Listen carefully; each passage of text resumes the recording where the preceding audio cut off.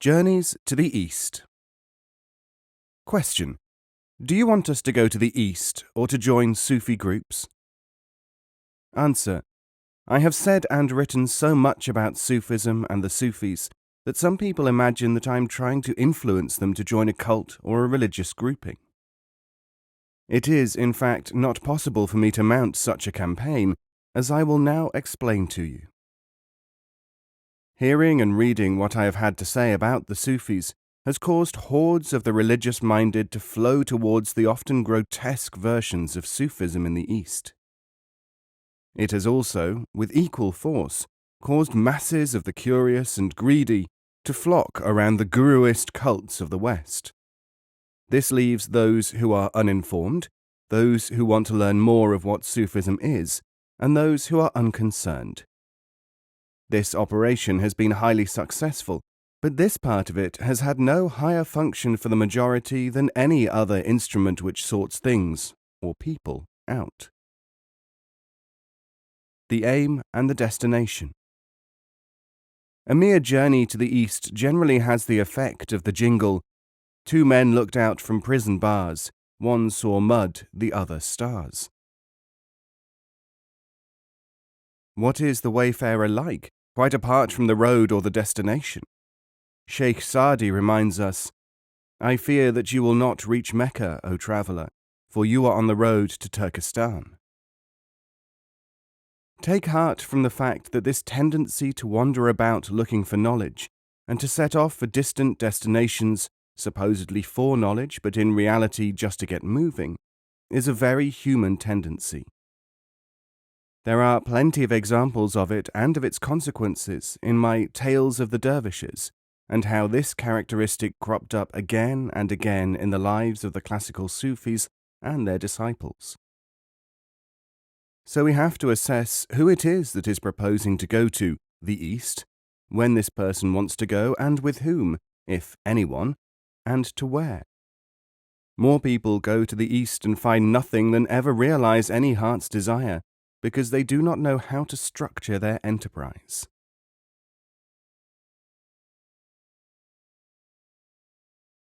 Can you wait 150 years? Have you heard how Mullah Nasruddin heard that some parrots live to 150 years and bought a young one to check whether this would turn out to be true? Joining Sufi groups is unlikely to be useful to people who find groups that they have the option to join without being admitted after assessment as to whether they could usefully join. One would have to know about the Sufi group before giving an answer which implied that people are likely to encounter real Sufi groups among the derivative orders, or schools, or teachers, which have set themselves up publicly.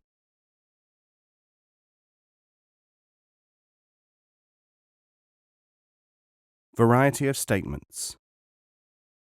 Whether studying in groups or travelling to the East, or whether otherwise engaged, I note that not many people seem to heed a wide enough variety of Sufi statements. One such which would repay deeper study before searching is the advice of the illuminate Mumshad Dinwari.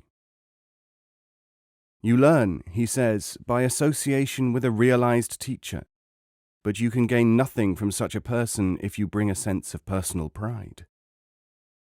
The widespread compulsion to do things for which one is not fitted, and also to assume that one's choice of action is appropriate, is seen everywhere, in all epochs. The Legless Burglar.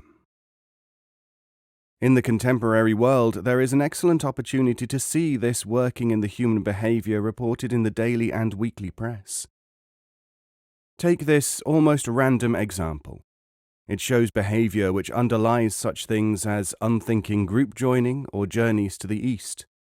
Are they the product of spiritual aspirations or of sheer non-thinking elevated into a virtue? A cat burglar, who climbed girders and houses to steal, and who carried out at least 41 thefts, was caught and brought to court. Of course he was caught, in spite of his great skill, because he happened to have no legs, having had them amputated years before.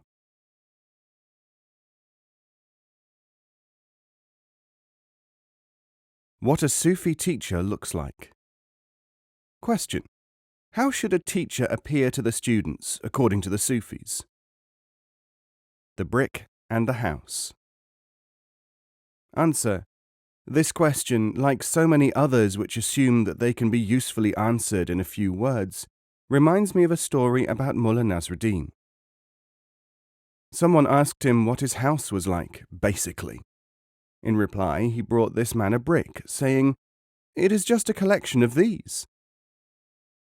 What the fool may do without realizing it is foolish, the wise man may have to do or say in order to show how unthinking the question is. How can you say what a teacher should look like? The most one can do is to make a few remarks about it.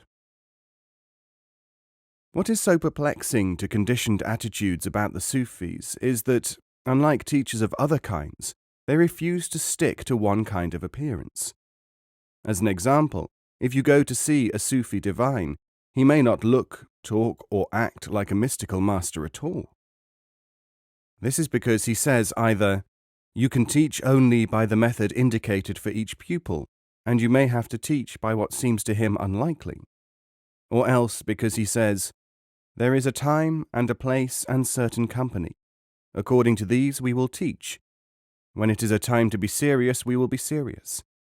When it is a time to work through what look like ordinary things, we have to do so." So important is this lesson that it can be said to go before all others, in the sense that failure to know this can prevent you from learning more, and can leave you attached to the externals of hypocrites. This includes, of course, unconscious hypocrites. If the Sufis are right in their claim that time affects behavior, and that personal appearance should change, and even temperament, then obviously all the people who cultivate a reverend appearance, and all those who acquire it, mistaking this for spirituality, are wrong. It is this unspoken contradiction which makes it almost impossible for people who want continuity and easily identifiable teaching figures to accept the change in circumstances and attitudes which the Sufi way demands. These people, of course, will not have thought it out like this. All they know is that a holy man must seem holy to me, or if he always behaves in the same manner, or always exhorts me to the same things, I believe that he may be right. The other problem is that the observer is confusing, as he is bound to confuse without having understood, continuity and consistency with reliability or truth. Because butter always tastes the same when it looks the same, he expects a similar reliability in his spiritual teacher. He is, of course, self-deceived in this assumption. The genesis of the attitude adopted by the people of externals is that their inward drive is for finding tidiness, order. This is not a spiritual activity. It is perhaps rather a therapeutic one. Order is essential for disordered people. Looking for it as a major factor in esoteric directions is the mistake. In trying to make what, for them, is order out of what they imagine to be the disorder of Sufi tradition, they have to oversimplify. They ignore parts of the teaching and succeed only in creating an imitation of Sufism. Because so many people desire order so strongly, you will find more imitations than reality. One cannot blame anyone for this, but pointing out facts can help. What a teacher should be. Ibn Arabi's dictum on this matter has not been bettered. People think that a teacher should display miracles and manifest illumination, but the requirement in a teacher is that he should possess all that the disciple needs. Beyond appearances. In order to possess what a disciple needs, the teacher must be one who has gone beyond appearances and has realized his innermost self after transcending the barriers imposed by attachment to secondary factors. He really exists and is aware of this existence. As Ibn Arabi says, absolute existence is the source of all existence. Hallaj put it in this way, indicating the peculiarity of the realized individual. I am the real, for I have not ceased to be real, through the real. Sufi teachers who have reached stages where strange things happen in their vicinity, generally called miracles and wonders, due to actions other than any attempt to impress, have to try to compensate for this. Otherwise, people are attracted to them or to the Sufis in general because of a craving for wonders. The onion shop. One example of this is when the great woman Sufi Rabia had no vegetables in the house and mentioned it. Suddenly a string of onions fell from the sky, it seemed, and people cried out that this was a proof of divine blessing. Conversions through miracles, Rabia realized, are only emotional happenings and have no essential spiritual reality. So she said, in a famous phrase, "A miracle, you say? What, does my lord therefore keep an onion shop?"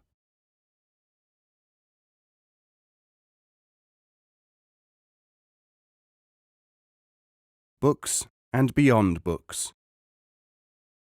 Question: what is the compatibility, if any, of the Sufi book and the Sufi teaching beyond books?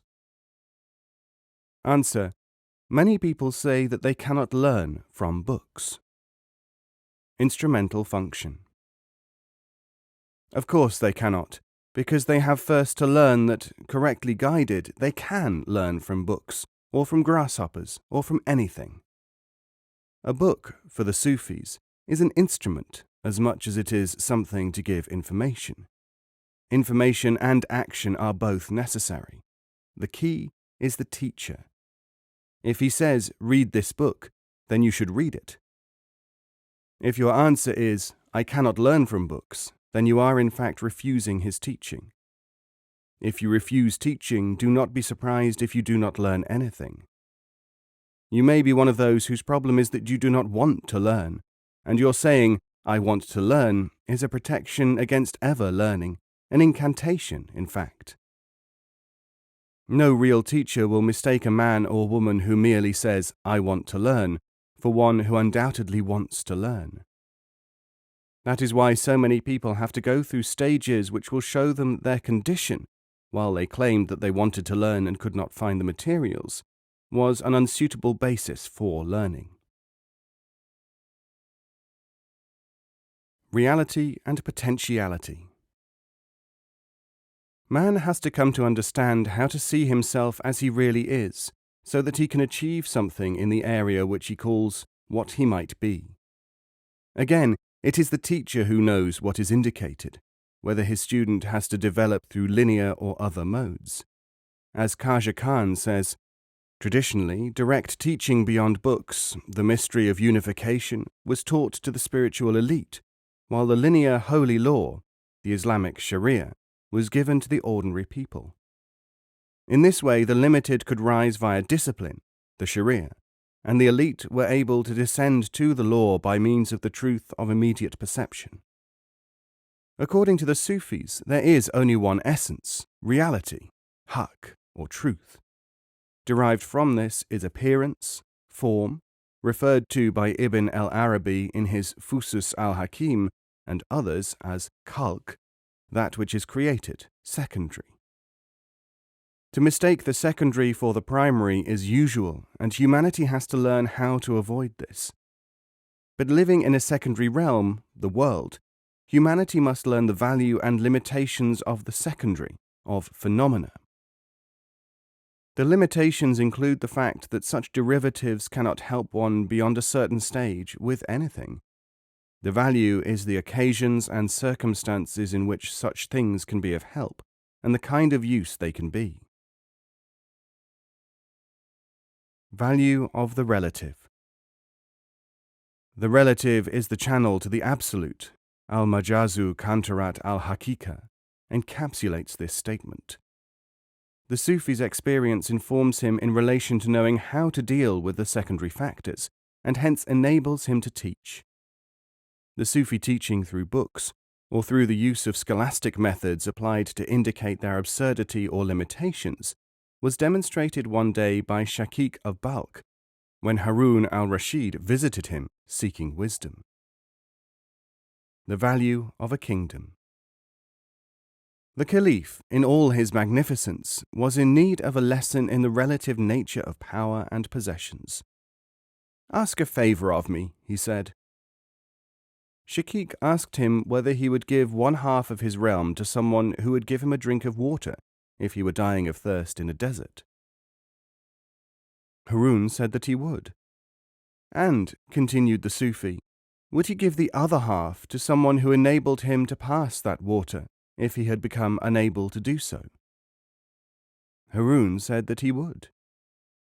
Now Shaqiq asked the Caliph to reflect why he valued his kingdom so highly when it was something which could be given away in return for a drink of water, which itself does not stay with one. People assume, like the Caliph, that they have something of value and that by giving some of it away they can gain something of even greater value. They tend, too, to offer not what they have to get rid of, but something which they can give because they want to. Therein lies the genesis of trade, and a desirable thing it is, too, if confined to trade. Therein, too, lies the desire to prescribe one's own studies, one's own path. Ask a favor of me, as the Caliph put it. But as the Sufis never tire of saying, the path has its own requirements, and the things which people want to do are likely to be those which will help them to continue in the way in which they are already set, rather than in a direction which will break through their limitations. Because Sufi affairs do not seem to resemble a kind of organization of studies familiar to most people, they imagine that they have to be carried out in a completely incoherent manner. It is worth listening to what Aftabuddin Ahmad has to say about this in his introduction to a version of Gilani's Futu al-Ghaib. Sufism as a Science. The word mysticism, employed in English for Sufism, has an elusive atmosphere about it, whereas tasawwuf, Sufism, is a regular science with its set laws and a full scheme in detail. It is based on palpable experiences which can be reproduced, like in any other science, under set circumstances. Every pilgrim has to pass through the same stages in his spiritual journey, and these stages are readily recognizable by their detailed descriptions given unanimously by all masters. The landmarks and pitfalls are described in equally exhaustive particulars. Just as in any other course of study, there are methods in it to test the progress of the disciple and his merit. As in any other branch of knowledge, there are geniuses in this branch of study who create a stir in the world. Garbled Message. Books and other methods of mass communication are used selectively by Sufi teachers, and there are cases where the message is garbled, so that they do not use certain versions of them at all. Some translations, for instance, contain ludicrous errors, even when made by experts. This sort of garbling can happen with anything, and only a human guide can put things to right. The news story. The British Broadcasting Corporation, within hours of the death of King Faisal of Saudi Arabia, put out a recording of a highly emotional account of the assassination taken from the Saudi network. This, you would imagine, must be something on which one could rely. But there was only one problem about the BBC's version. It was, in fact, the final minute of the Czech-language commentary on the Ali Wepner fight in Cleveland, Ohio. Reading some Sufi materials, they sound the same.